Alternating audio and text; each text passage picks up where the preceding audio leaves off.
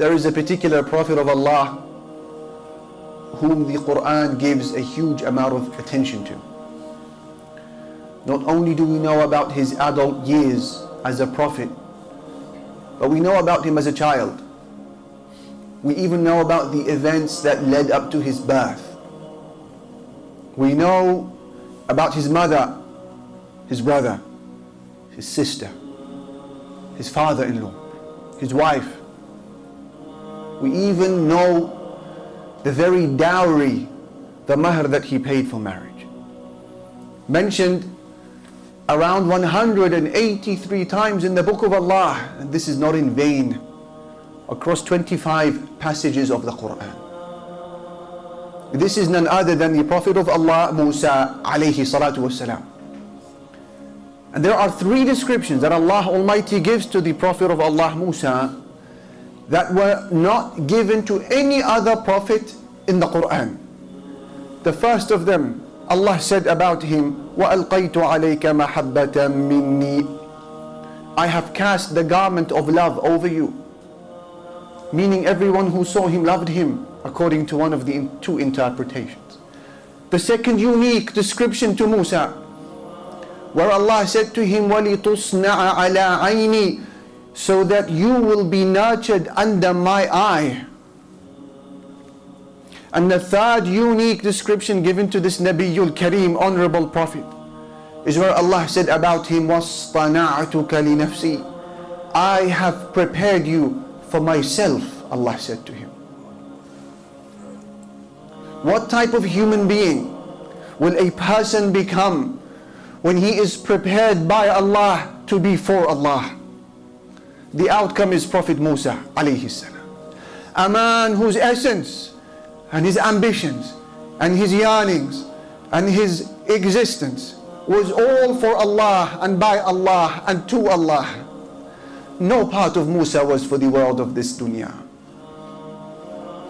Shaykh al-Sa'di, he said in the tafsir of this ayah, I have prepared you for myself. He said, if a human being wants to prepare another mortal human being whom he loves, and wants to raise him, nurture him, foster him to reach the levels of perfection, this person will use all of their resources and all of their efforts to help them achieve that level. He said, what therefore do you think Allah, Al-Qawi, Al-Aziz, the most able, what He will do for a person whom He wants to bring to the highest levels of perfection? I have prepared you for myself. When did Musa alayhi salam hear these words? He heard these words from Allah Jalla Jalaluhu during one of the loneliest periods in his life, when him and his wife were pushed to their physical limits, traveling the earth all by themselves with basic provisions, just enough to keep them alive. Lost for direction, they see a glimmer of light. Musa says to his wife Kuthu, wait here for a moment. Inni anastu naran, I see a glimmer of light, fire. لَعَلِّي آتِيكُم مِّنْهَا بِقَبَسٍ, perhaps I will bring you a torch of fire from it. أَوْ أَجِدُ عَلَى النَّارِ هُدًى, or maybe someone will just give us some guidance to help us navigate this terrain. Unbeknown to Musa, however, he was not making his way to a fire.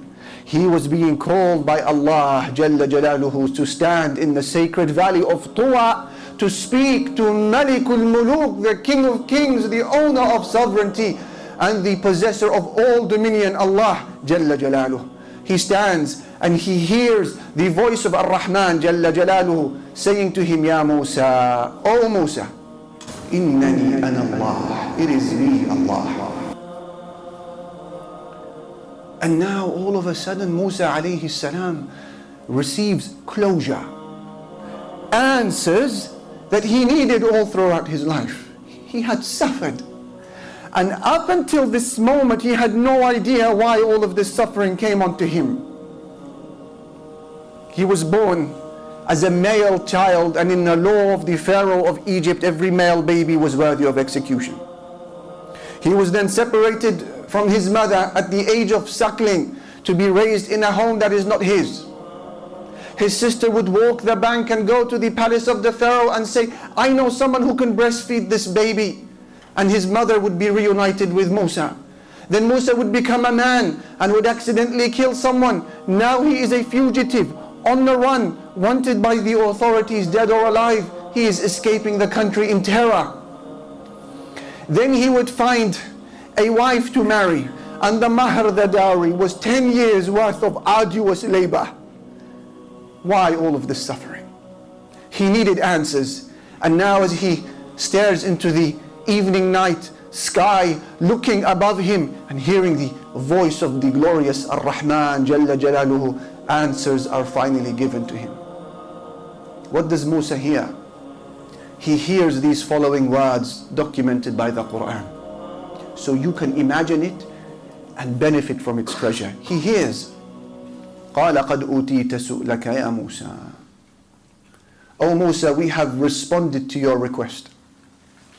وَلَقَدْ مَنَنَّا عَلَيْكَ مَرَّةً أُخْرَى. And we have conferred our favor upon you yet again. إِذْ أَوْحَيْنَا إِلَىٰ أُمِّكَ مَا يُوحَىٰ. When we sent inspiration to your mother, أَنِ اقْذِفِيهِ فِي التَّابُوتِ, saying to your mom, place the baby in the cot. فَاقْذِفِيهِ فِي الْيَمِّ, then place the cot in the river. فَلْيُلْقِهِ الْيَمُّ بِالسَّاحِلِ, then the river will take him to the shore. يَأْخُذْهُ عَدُوٌّ لِي وَعَدُوٌّ لَهُ, where an enemy of his and an enemy of mine will take him, the Pharaoh. وَأَلْقَيْتُ عَلَيْكَ مَحَبَّةً مِنِّي, and I have cast the garment of love over you. وَلِتُصْنَعَ عَلَىٰ عَيْنِي, so that you will be nurtured under my eye. إِذْ تَمْشِي أُخْتُكَ فَتَقُولُ هَلْ أَدُلُّكُمْ عَلَىٰ مَنْ يَكْفُلُهُ. Remember when your sister, she followed you and she said to them, shall I not tell you who can take care of this baby? فَرَجَعْنَاكَ إِلَىٰ أُمِّكَ, then we return you back to your mother. كَيْ تَقَرَّ عَيْنُهَا وَلَا تَحْزَنْ, so that her eye can rest and she would not grieve. وَقَتَلْتَ نَفْسًا, and remember Musa when you killed someone, فَنَجَّيْنَاكَ مِنَ الْغَمِّ, but we saved you from retaliation. وَفَتَنَّاكَ فُتُونًا, and we tested you with severe tests. فَلَبِثْتَ سِنِينَ فِي أَهْلِ مَدْيَنَ, then Musa, you spent many years with the people of Madian. ثُمَّ جِئْتَ عَلَىٰ قَدَرِي يَا مُوسَى, then you came to this place at the decreed time. وَاصْطَنَعْتُكَ لِنَفْسِي, and I have prepared you for myself. So now he understood all of his suffering in his life was not in vain, in waste. It was a preparation for this moment to become a prophet of Allah, and his heart finally settles. Now as a Muslim, when you hear this story, and you have read it before, you ask yourself the question, how can I be a person like Musa, whom Allah prepares by himself to be for himself? I would love to be this person, whom Allah guides and helps and nurtures and supports against enemies and gives answers and gives him security on the day of judgment and the highest gardens of Jannah. How can I be a person who is prepared by Allah for Allah? I share with you 5 signs. Signs that your suffering as a Muslim is not going to waste, and your sacrifice will be thanked by Allah Jalla Jalaluh. 5 signs, and we take them from the biography of Musa alayhi salam. Who better?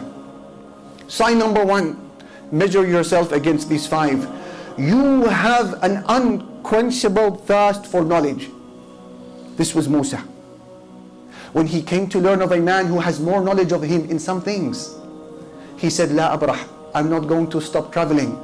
حتى أبلغ مجمع البحرين, till I arrive at the junction of the 2 seas. أو أمضي حقبة, even if it takes me many years, I will find this man and I will learn from him. And when he came to his mentor, who was less than him in status, but he has some knowledge, he said, هل أتبعك على أن تعلمني مما علمت رشدا? Do you mind if I accompany you to learn some of the sound judgment that Allah has given you? Allahu Akbar. So this is sign number 1 to measure yourself against. Are you a man, a woman chosen by Allah to be for Allah? Tell me about your thirst for knowledge.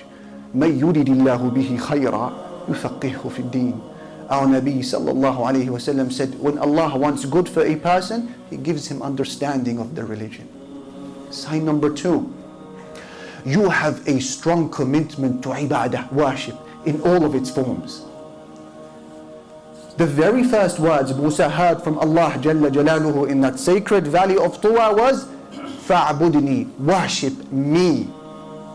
وَأَقِمِ الصَّلَاةَ لِذِكْرِ, and establish the prayer for my remembrance. That's sign number 2 to measure yourself against. What type of abid, worshipper are you? Become an exemplar worshipper of Allah Jalla Jalaluhu. When people are eating and drinking, you are fasting. When people are sleeping at night, you are standing in salah. When people are gossiping and scrolling through their socials, you are busy in the remembrance of Allah Jalla Jalaluhu. That's sign number 2. You are a worshipper in times of ease and in times of hardship, in times of happiness and sadness, prosperity, adversity. Your motto in life is salah, dhikr, Quran, qiyam. A sign that Allah has chosen you to be for Him. Sign number 3. You have a fearless ability to acknowledge your personal error. There are certain mistakes that we've made in our past that we should have amended 10 years ago. Certain people we should have apologized to 15 years ago. Musa alayhi salam was not that man. When he made a mistake, he was quick to say, Astaghfirullah, this is from shaitan, and he would make the changes in his life. When he saw 2 men fighting, and he underestimated his own strength, and he pushed the Egyptian and the man died, he didn't say, he deserves it, he's a roadman, troublesome, always fighting, always getting up to no good. I know what I'm doing, he's in the wrong, no apology from me. This wasn't Musa. He said, هذا من عمل الشيطان. This is from shaitan. إنه عدو مضل مبين. He's an enemy, openly leading people astray. Then he said, رب اغفر لي, my Lord forgive me. فغفر له. So Allah forgave him. إنه هو الغفور الرحيم. Allah is the forgiving and merciful. So this is sign number 3 to measure yourself against. How do you feel when someone advises you? Are you now thinking as a knee-jerk reaction how to advise him back to give him a taste of his own medicine? How do you feel when you hear a khutbah like this, a dars, a meme, a lecture, a talk, whatever it may be, advising you? This is halal, this is haram. This dress is an obligation, this dress is impermissible. This business is halal, this business is haram. How do you feel? If you find yourself accepting the mistake, acknowledging your error, and rushing to make the change, abshir, good news, that's sign number 3 in your life, that Allah is preparing you to be for Him. Sign number 4, you have an unbreakable ethic of sabr, patience. Before he left Egypt and after, Musa alayhi salam suffered at every level. وَلَمْ يُرَى إِلَّا صَابِرًا مُحْتَسِبًا. Yet he was only ever seen patient. In fact, so great was his sabr, patience, that our Prophet ﷺ saw Musa as an example. And when things became tough for him and people harmed him, he would say, رَحِمَ اللَّهُ أَخِي Musa. May Allah have mercy on my brother Musa.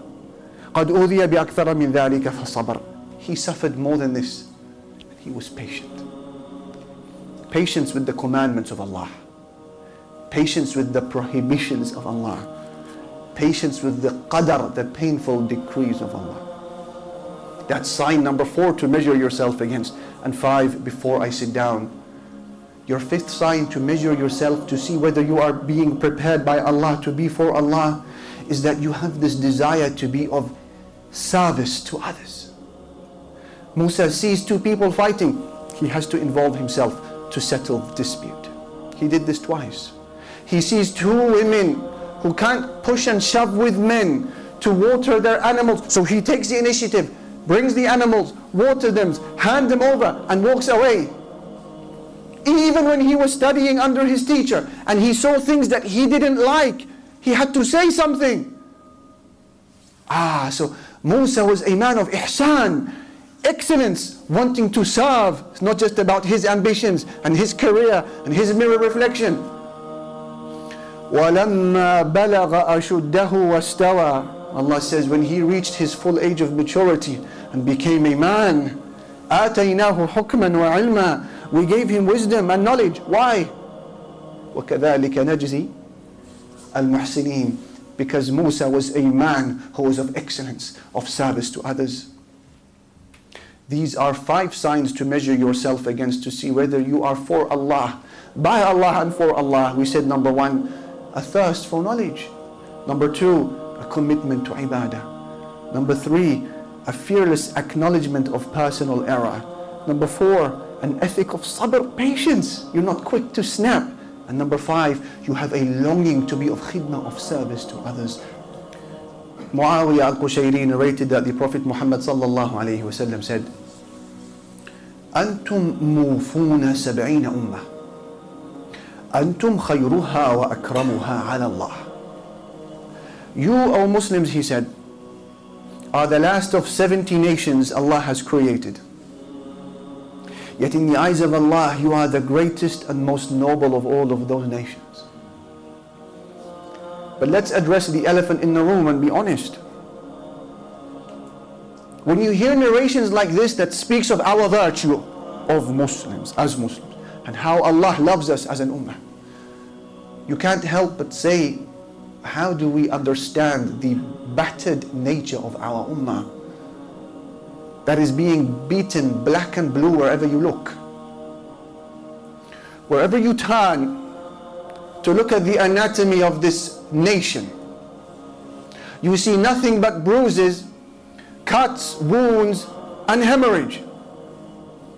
You turn to China and you see the plight of the Uyghur Muslims ongoing, the ethnic cleansing of an entire community. Then you turn to Myanmar, Burma, and you see the Rohingyas, their plight is continuing. And you look towards India, towards what seems to be a genocide that is making its way to them. And then you turn to the Muslims of Yemen, and you see a famine that is threatening the existence of the entire region. Then you turn to Syria, a decade-long war crushing our brothers and sisters there.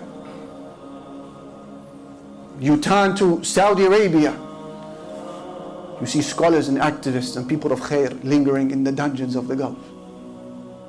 You turn to Palestine, you see corruption at its core, and you see struggle at the other parts, and a siege and an illegal occupation. You turn to Gaza, you see your biggest open-air prison on planet Earth today. You turn to Al-Aqsa, and you see our third holiest site being desecrated before the eyes of the international community. Where is this favored nation? How is it that we are these people in the eyes of Allah Jalla Jalaluhu, yet wherever you look you see nothing but carnage and pain and suffering and blood? For those who ask how and why, the response is the same as what Musa received from his Lord when he wondered, why am I suffering?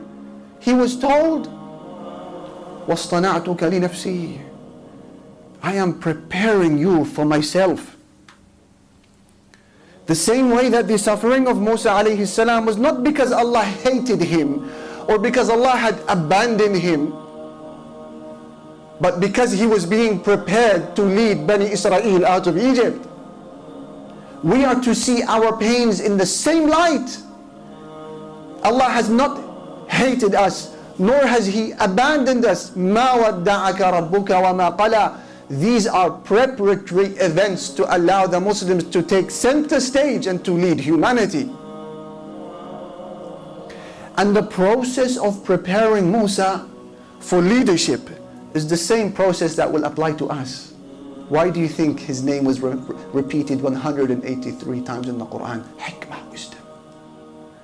What was the process of preparing him as a leader? Separated him from his mother, separating him from the people he loved. And we too will have to be in the process, separated from the people we love and the places we love, even if it happens to be Al-Aqsa. But Musa was reunited with the people he loved, and Allah has promised that we sooner or later will be reunited with the people and places we love. The waves of the river Nile that bashed into his cot when he was still a suckling child are no different to the waves that bashed the Muslims through the Islamophobic industry all across the world. But the shore of the river Nile was near for Musa, and Allah has promised that our shore is just as near. He said, إِنَّ الَّذِينَ يُحَادُّونَ اللَّهَ وَرَسُولَهُ أُولَٰئِكَ فِي الْأَذَلِّينَ. Those who oppose Allah and His Messenger, they will be the debased ones. كَتَبَ اللَّهُ لَأَغْلِبَنَّ أَنَا وَرُسُلِي إِنَّ اللَّهَ قَوِيٌّ عَزِيزٌ. Allah has already decreed that I, Allah, and my messengers will overcome. We shall prevail. Allah is mighty and Allah is wise.